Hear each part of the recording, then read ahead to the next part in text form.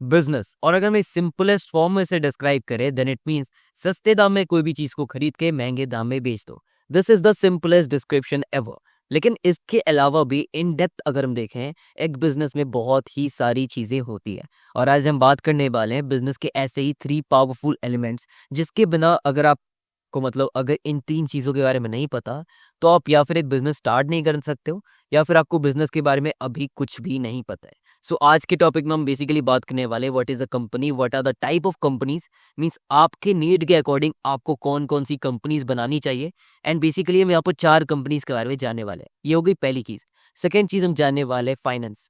Finance में हम एक ओवरव्यू देखने वाले हैं बेसिक सा, कि फाइनेंस किसे कहते हैं और कहाँ कहाँ से हम सोर्सेस से फाइनेंस, एक कंपनी या फिर एक बिजनेस कहाँ कौन से सोर्सेस से कितना फाइनेंस लाता है। And the third thing is जो आपको सबसे ज्यादा लास्ट में करना पड़ता है, लेकिन इसके बारे में जानकारी सबको होनी चाहिए, विच इज टैक्सेशन। और हम यहाँ पर एक नॉर्मल इंडिविजुअल टैक्सेशन की बात नहीं करने वाले, हम कुछ पॉइंट डिस्कस करने वाले हैं जो कि कॉर्पोरेट टैक्स में होती है, यानी कि वो टैक्स जो बिजनेसमैन से लिया जाता है, मींस बिजनेसमैन नहीं, आई मीन एक कंपनी के ऊपर लगता है। सो इन सारी चीज के बारे में आज हम बात करने वाले हैं। अभी तक मेरे बोलने के ढंग से आपको ये तो क्लियर हो गया होगा कि वीडियो थोड़ी लंबी तो होने वाली है, लेकिन अगर आपको बिजनेस में थोड़ी सी भी रुचि है या फिर इन एलिमेंट्स के बारे में जानना है, तो आपके लिए वीडियो पक्का वर्थ इट होने वाली है। और हाँ, आपके लिए वीडियो बहुत बहुत बहुत जरूरी भी है। सो इस वीडियो को एंड तक देखना। Let's begin. तो सबसे पहले हम बात करेंगे कंपनीज के बारे में। So what is a company? Company एक सेपरेट लीगल एंटिटी होती है गवर्नमेंट के अकॉर्डिंग। एंड इसमें मतलब आप कोई भी बिजनेस स्टार्ट करो तो आपको एक कंपनी बनाना पड़ेगा। एक कोई इंडिविजुअल इंसान बिजनेस नहीं कर सकता, उसे एक प्रॉपर एंटिटी के थ्रू करना पड़ता है, which is be called a company. ये मैंने आपको बेसिक सा डिस्क्रिप्शन दिया है। वैसे बोलो तो ये कोई डिस्क्रिप्शन नहीं है, बेसिकली आपको बताया है कि कंपनी होती क्या है। वैसे ये इंपॉर्टेंट नहीं है क्योंकि कोई एग्जाम नहीं है जो आपसे कोई पूछने वाला है। So the main thing is कितने टाइप ऑफ कंपनीज होती है। वैसे होती तो बहुत टाइप की है, लेकिन मैं यहाँ पर 4 मेन टाइप ऑफ बात करने वाला हूँ, और उसके लिए आपको बताने वाला हूँ कि आप अपने नीड के अकॉर्डिंग इसमें से सिलेक्ट कर सकते हो कि आपको कौन सी चाहिए। सो द फर्स्ट वन जिसके बारे में बात करने वाले हैं, which is limited and private limited company.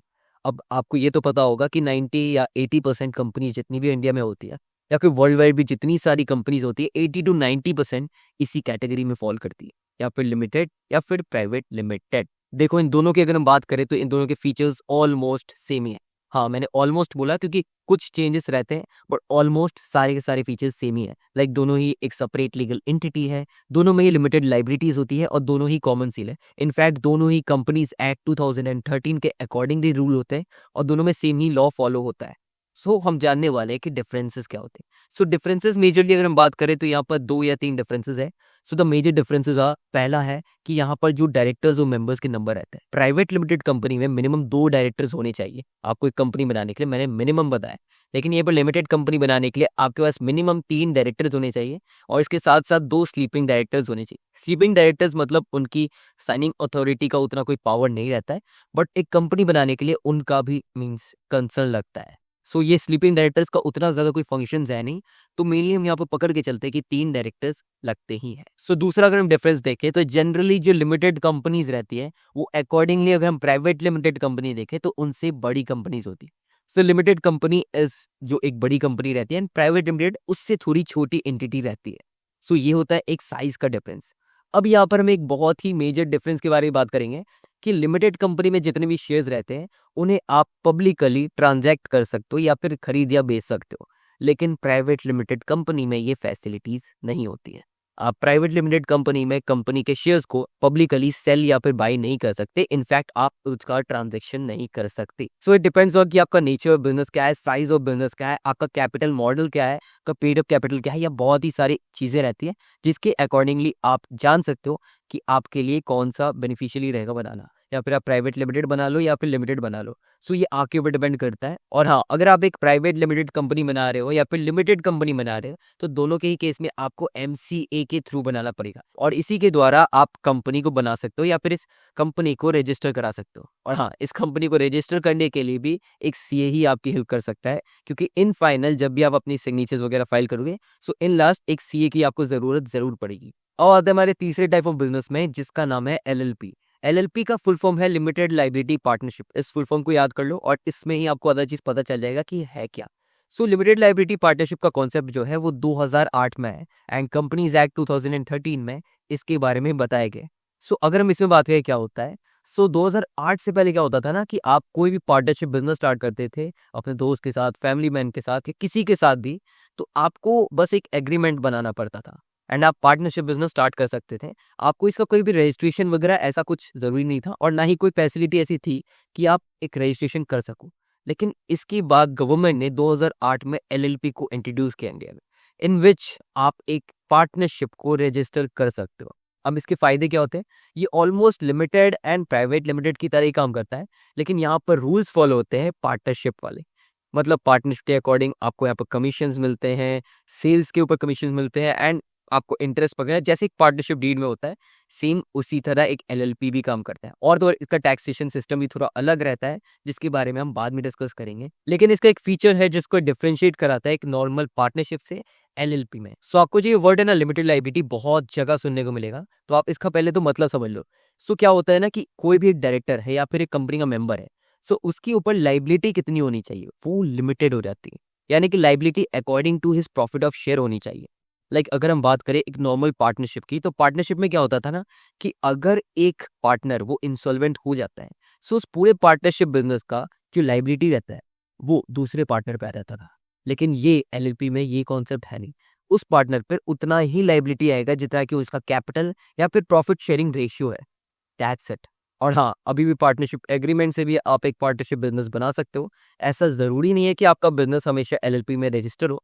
लेकिन हाँ, एलएलपी के अलग ही फ़ायदे हैं क्योंकि इसमें टैक्सेशन में आपको थोड़ी छूट भी मिलती है और ये थोड़ा नया-नया कॉन्सेप्ट है, तो इसमें बहुत ही सारी अच्छी चीज़ें भी हैं जिसके बारे में बाद में डिस्कस करेंगे। Now talk about the fourth one which is proprietorship business. अब प्रोप्राइटरशिप बिजनेस होता है ना, ये सबसे सिंपलेस्ट फॉर्म होता है कंपनी को बनाने का। सो इसमें क्या होता है कि आपको कोई भी रजिस्ट्रेशन नहीं करना, कहीं कोई फॉर्म फिलअप नहीं करना, कहीं भी एप्लीकेशंस नहीं करने, ना ही कोई सीए चाहिए। आप प्रोप्राइटरशिप बिजनेस आज के आज अपने घर पर बना सकते हो, अभी के अभी बना सकते हो और मैं अगर एग्जांपल दूं तो आप इसको आधे घंटे के अंदर ही बना सकते हो कम से कम। सो इसमें क्या होता है कि आपको कहीं पर भी रजिस्ट्रेशन करने की जरूरत नहीं रहती एंड मोस्ट ऑफ दिस की कैटेगरीज रहते हैं। अगर आप कोई भी वेटनरी शॉप देखो या कोई भी शॉप देखो या किराना स्टोर देखो अपने घर के पास, तो ये मोस्ट ऑफ द टाइम एक प्रोप्राइटरशिप बिजनेस ही होता है। सो इसमें क्या करना पड़ता है, आपको सिर्फ एक एग्रीमेंट बनाना पड़ता है। अपने बिजनेस के ऊपर एक एग्रीमेंट बनाओ और उसके ऊपर आप कोई भी 2 से डॉक्यूमेंट निकाल लो, लाइक उद्यम आधार ले सकते हैं आप, या फिर आप एक ट्रेड लाइसेंस निकाल लो अपने बिजनेस के नाम में एंड दैट्स इट। और आपका एक बिजनेस बन जाता है। लेकिन इस बिजनेस की खासियत क्या रहती है? इस बिजनेस में एक सोल प्रोप्राइटर ही रहता है, which is why we called it sole proprietorship. क्योंकि इसमें जो डायरेक्टर रहता है या फिर जो ओनर रहता है वो सिर्फ एक ही इंसान रह सकता है। और अगर ओनर्स के नंबर बढ़ जाते हैं देन इसे हम कन्वर्ट कर देते हैं पार्टनरशिप बिजनेस में। हो आप समझ पा रहे हो कि मैं आपको क्या बताने की कोशिश कर रहा हूँ। मेन फीचर्स की बात करें तो इसमें अनलिमिटेड लाइबिलिटीज होती है क्योंकि एक ही एक ओनर है, तो इसमें जितनी सारी लाइबिलिटीज है वो उस ओनर को ही उठानी पड़ेगी। एंड दूसरा अगर हम देखें तो इस पे कोई भी कंपनी एक्ट 2013 2009 ऐसा कुछ भी वैलिड नहीं होता। इसकी एक अलग ही एंटिटी है, मींस ये एक अलग एंटिटी है, तो इसको कंपनीज एक्ट के अंडर में फॉलो नहीं किया जाता। और इसको मैं एक सेपरेट लीगल एंटिटी इसलिए बोल रहा हूँ क्योंकि हर एक गवर्नमेंट ऑफ इंडिया का हर एक पोर्टल इसको वैलिड भी मानता है। सो आई सजेस्ट कि अगर आप एक बहुत ही नया नया बिजनेस स्टार्ट कर रहे हो और आपको कंपनी बनाने के लिए उतने ज्यादा पैसे नहीं है, या फिर आप एक छोटी कंपनी बनाना चाहते हो, तो आप प्रोप्राइटरशिप से स्टार्ट कर सकते हो क्योंकि इसको बनाने में ना ही आपको ज्यादा समय लगता है और ना ही ज्यादा पैसे। अब आता है हमारा इस वीडियो का सबसे vast topic which is the finance. वैसे देखो, फाइनेंस बहुत ही बड़ा ब्रॉड सब्जेक्ट है। मीन्स अगर हम बात करें फाइनेंस में बहुत ही सारी चीजें आती है, लेकिन हम बात करेंगे आज सोर्सेज ऑफ फाइनेंस के बारे में। एक बिजनेस असल में फाइनेंस लाता कहाँ से है। So the first source is bank. अब देखो, इतना तो आपको भी पता है कि बैंक एक सर्टेन कोलैटरल लेकर एक certain amount of rate of interest fix करता है और उसी के ऊपर अपने ब्याज लेता है और एक पैसा दे देता है या फिर एक अमाउंट ऑफ मनी, एक लमसम अमाउंट दे देता है कंपनी को कि उनके ऑपरेशंस चल सके या फिर जिसमें वे इन्वेस्ट करना चाहते हैं वो स्मूथली हो सके। सो इसके बारे में मुझे नहीं लगता कि आपको बताना पड़ेगा। अब हम बढ़ते हैं सेकंड इज इन्वेस्टर। अब एक कंपनी के लिए इन्वेस्टर इज लाइक भगवान, क्योंकि इन्वेस्टर्स क्या करते हैं, कंपनी का एक इक्विटी शेयर लेते हैं। वैसे अगर आपने शार्क टैंक देखा होगा, किसने नहीं देखा, सभी ने देखा है, तो अगर आपने शार्क टैंक देखा होगा तो आपको पता होगा कि मैं क्या बात करूं। सो इन्वेस्टर्स क्या करते हैं, एक इक्विटी शेयर यानी कि एक पार्ट ऑफ शेयर कंपनी का ले लेते हैं, उसके अकॉर्डिंगली एक वैल्यूएशन के अकॉर्डिंगली कंपनी में इन्वेस्ट करते हैं। यानी कि इससे क्या होता है कि कंपनी में पैसा भी आता है और लेकिन उसके बदले उन्हें पैसा रिटर्न नहीं देना पड़ता। उन्हें कंपनी के शेयर्स देने पड़ते हैं। मतलब अगर नेक्स्ट टाइम जब भी मुनाफा होगा तो उस मुनाफे का एक छोटा सा पार्ट उन इन्वेस्टर्स को जाता है। ये जो दोनों सोर्सेज मैंने बताया आपको ऑलमोस्ट सभी को पता रहता है। अब हम बात करेंगे तीसरा source which is the money market. Money market के बारे में बहुत ही लोगों को नहीं पता। So money market is a market जहां पर हम एक शॉर्ट टर्म सिक्योरिटीज को एक्सचेंज करते हैं। नहीं समझ में आया? चलो एग्जाम्पल से देता हूँ। एग्जाम्पल अगर हम बात करें बॉन्ड्स एंड डिबेंचर्स। अब ये बॉन्ड्स एंड डिबेंचर्स क्या है वो भी मैं समझाता हूँ। सो डिबेंचर्स क्या होता है? जब भी कंपनी को कुछ पैसों की रिक्वायरमेंट होती है, मान लो आज मेरी कंपनी है और मुझे 10 लाख रुपए की रिक्वायरमेंट है। सो मैं क्या करूंगा, 10 लाख रुपए के लिए पहले बैंक में जाऊंगा एंड बैंक में मुझे पता चलेगा कि रेट ऑफ इंटरेस्ट वहां पर कुछ 12% 14% ऐसा चल रहा है एंड आई सी कि ये बहुत ही ज्यादा है। मैं क्या करूंगा कि 10,000 रुपए के 100 डिबेंचर्स बताऊंगा। अब ये 100 डिबेंचर्स का कुछ ऐसा रहेगा कि जो भी इस डिबेंचर में इन्वेस्ट करता है, कोई भी इंडिविजुअल इन्वेस्ट करता है, तो इस 10,000 रुपए का एक डिबेंचर जो है इस पे मैं उसे सालाना 9 से 10% उसे दे दूंगा रिटर्न।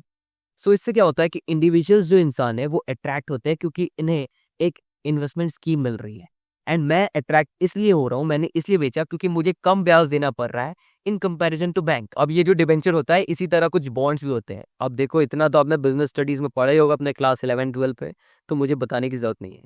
सो इन्हें ही जब हम ट्रेड करते हैं तो ये होता है मनी मार्केट में ट्रेड एंड इस तरह से एक कंपनी अपने फाइनेंस की नीड को पूरा करती है। अब आते हैं हमारे चौथे सोर्स पे विच इज द कैपिटल मार्केट, जिसे हम जानते हैं स्टॉक मार्केट के नाम से।